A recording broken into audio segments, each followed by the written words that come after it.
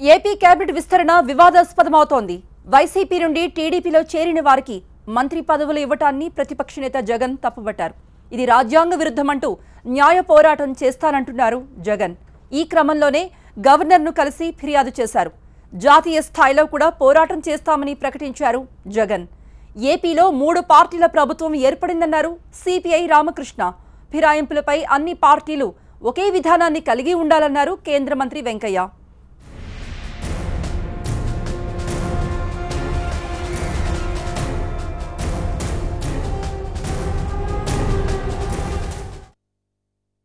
YCP గుర్తుపై గెలిచి అధికార పార్టీలో చేరిన 4 ఎమ్మెల్యేలను మంత్రులుగా తీసుకోవడంపై ఏపీ ప్రతిపక్ష నేత పోరాటం ప్రారంభించారు.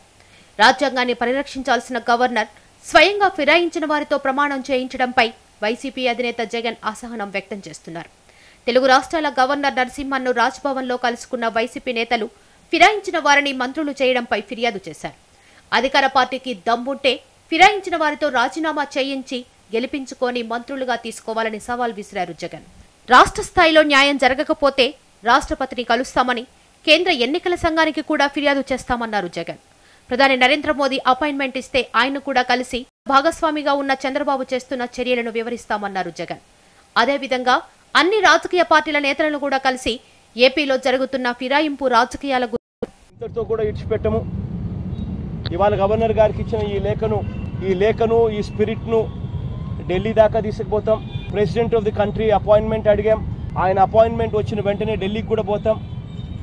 ప్రెసిడెంట్ గారిని కలుస్తాం, ఎలక్షన్ కమిషన్ను కలుస్తాం, వివిధ పార్టీలను కలుస్తాం, ఇంక్లూడింగ్ మోడీ గారిని కూడా అవకాశం ఉంటే అపాయింట్మెంట్ ఆయన అడుగుతాం. ఆయన కూడా ఇస్తే ఆయన దగ్గరికి కూడా వెళ్ళి మీ ఎన్డీఏ పార్ట్నర్గా ఉన్న వ్యక్తి ఈ మాదిరిగా చేస్తూ ఉంటే మీకు చెడ్డ పేరు రాదా సార్ అని చెప్పి ఆయన కూడా అడుగుతాం. ఏపీలో జరిగిన మంత్రివర్గ విస్తరణలో వైసీపీ నుంచి టీడీపీలో చేరిన 4 ఎమ్మెల్యేలు అఖిలప్రియ, అమర్నాథ్ రెడ్డి, ఆదినారాయణ రెడ్డి, సుజయ్ కృష్ణ రంగారావులకు చోటు దక్కింది. ఈ 4 రాజీనామా చేసే వరకు పోరాటం కొనసాగుతుందని జగన్ ప్రకటించారు. వారి నియోజకవర్గాల్లో సైతం ఉద్యమాలు చేపడతామని చెప్పారు. ఇదిలా ఉంటే ఒక పార్టీపై గెలిచి మరో పార్టీలోకి మారిన వారు వెంటనే రాజీనామా చేయడం దేశమంతా అనుసరించాల్సి ఉందన్నారు కేంద్ర మంత్రి వెంకయ్యనాయుడు. ఏదైనా ఒక పార్టీకి ఇబ్బంది కలిగినప్పుడు మాత్రమే డిమాండ్ చేయడం సరికాదన్నారు. దేశమంతా కూడా ఒక పార్టీ మారిన వ్యక్తి మారిన క్షణం తన పార్టీ ద్వారా వచ్చిన పదవికి రాజీనామా ఇవ్వాలనేది సిద్ధాంతం. దానిపైన దేశంలో ఒక అభిప్రాయం వచ్చి ఆ దిశలో ముందుకు వెళితే దేశానికి మంచిది, ప్రజాస్వామ్యానికి మంచిది. ఇంతకుముందు కూడా నేను అభిప్రాయం చెప్పాను, ఇప్పుడు కూడా చెప్పాను. ఆ మధ్య దాని మీద ఒక పత్రికల వ్యాఖ్య రీతులు ఎవరికైనా అందరికీ లైన్ మారుసి రాస్తుంటారే వాళ్ళకు కూడా ఇక్కడ ఉన్నప్పుడు ఒక రకంగా అక్కడ ఉన్నప్పుడు ఇంకో రకంగా రాస్తుంటారే వాళ్ళకి, పార్టీలు మారిన వాళ్ళకి. ఎందుకంటే పార్టీ ఇంతకుముందు రాజశేఖర రెడ్డి గారి ప్రభుత్వం ఉన్నప్పుడు కూడా పార్టీలు మారాయి. AP cabinet TDP, BJP, YCP మంత్రివర్గంగా మారిందని విమర్శించారు సిపిఐ ఏపీ రాష్ట్ర కార్యదర్శి రామకృష్ణ. 3 పార్టీల ప్రభుత్వం ఏపీలో కొలువుదీరడం విచిత్రంగా ఉందన్నారు. తెలంగాణలో తమ ఎమ్మెల్యేకి మంత్రి పదవి ఇస్తే ఆరోపణలు చేసిన చంద్రబాబు ఇప్పుడేం సమాధానం చెబుతారని ప్రశ్నించారు. గిరిజనులు పార్టీలకు ఒక్క మంత్రి పదవి ఇవ్వడం విచారకరమని అన్నారు రామకృష్ణ. వారు వైఎస్ఆర్ కాంగ్రెస్ పార్టీ సింబల్ పైన గెలిచారు, వాళ్ళ బీఫారంతో ముందుకొచ్చారు. వాళ్ళు తర్వాత రాజీనామా చేయలే, వాళ్ళే మళ్ళీ ఇప్పుడు క్యాబినెట్లు కూడా ఉన్నారంటే రాష్ట్ర చరిత్రలో తొలిసారిగా అపోజిషన్ అనేది ఏది లేకుండా అన్నీ కూడా అధికార పార్టీలు అయిపోయినాయి. అందరూ కూడా అధికారాన్ని పంచుకున్నారు. తర్వాత చంద్రబాబు నాయుడు గారు తెలంగాణలో ఏదైతే చెప్తాడో దానికి పూర్తి భిన్నంగా ఇక్కడ చెప్తాడు. అక్కడ తలసాని శ్రీనివాస్ యాదవ్ వీళ్ళందరూ పార్టీ మారినప్పుడు అదంతా కూడా రాజకీయ వ్యభిచారం అన్నాడు. దాన్ని చాలా ఆగ్రహాన్ని వ్యక్తం చేశాడు. ఇప్పుడు అదే పని తాను చేసేనేమో ఇది ప్రజా సంక్షేమం అని చెప్తా ఉన్నాడు. తాను చేసే ప్రజాక్షేమము, అదేవిధంగా ఇతర పార్టీ ప్రత్యర్థులు చేస్తే రాజకీయ వ్యభిచారం. కాబట్టి ఖచ్చితంగా చంద్రబాబు నాయుడు గారు రాష్ట్ర ప్రజలకు సమాధానం చెప్పాలి, చెప్పి తీరాలి. ఏపీ మంత్రివర్గ విస్తరణలో వైసీపీ ఎమ్మెల్యేలతో నిస్సిగ్గుగా చంద్రబాబు ప్రమాణ స్వీకారం చేయించారన్నారు వైసీపీ నేత అంబటి రాంబాబు.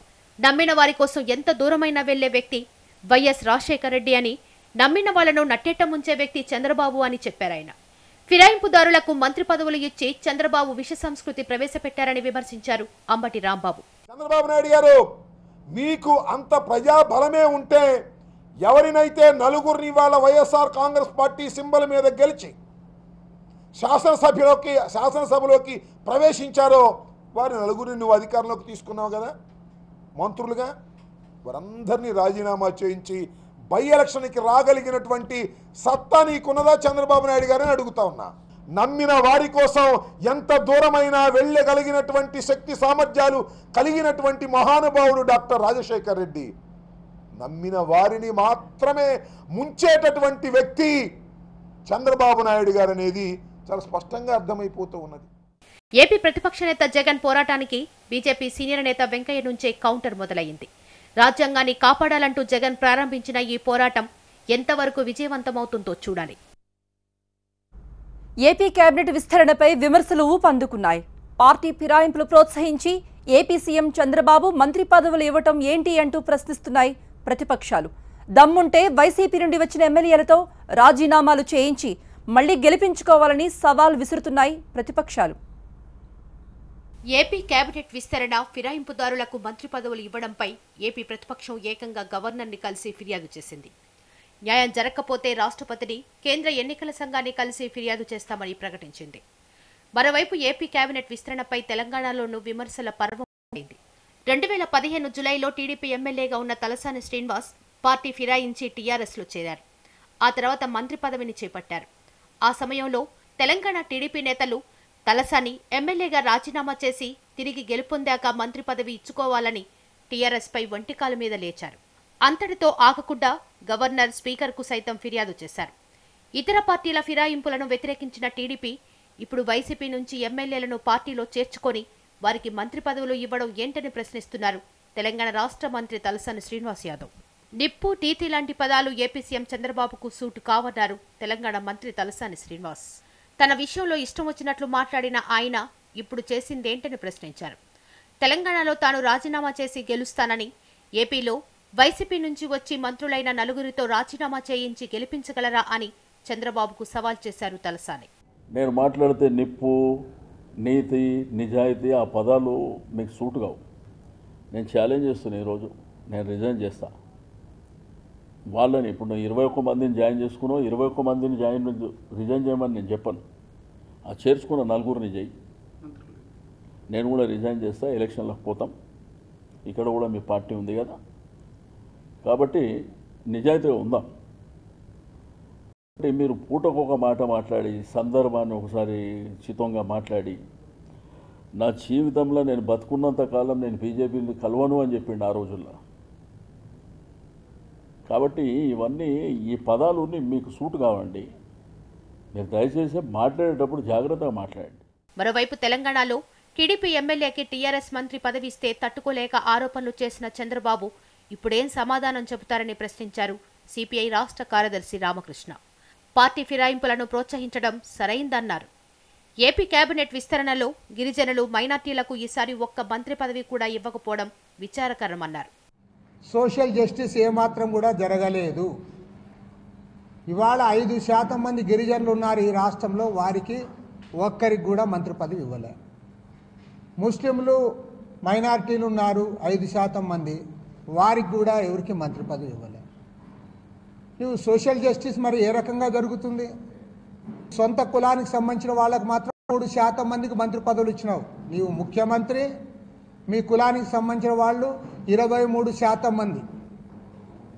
మరి అంతమంది ఉన్నారా మీరు? కానీ గిరిజనులకు, మైనార్టీలకు మాత్రం నువ్వు మంత్రి పదవులు ఇవ్వవా? కాబట్టి దీన్ని తీవ్రంగా ఖండిస్తా ఉన్నాము. కొందరి అసంతృప్తులు, మరికొందరి ఆగ్రహ జ్వాలల మధ్య ఏపీ కేబినెట్ విస్తరణ జరిగింది. మంత్రివర్గ విస్తరణ వల్ల సొంత పార్టీ సీనియర్ల నుంచే చంద్రబాబుకు అసంతృప్తి సెగ తగిలింది. కొంతమంది నేతల అలకలు, మరికొంతమంది నేతల రాజీనామాలతో నిరసనలు ఊపందుకున్నాయి.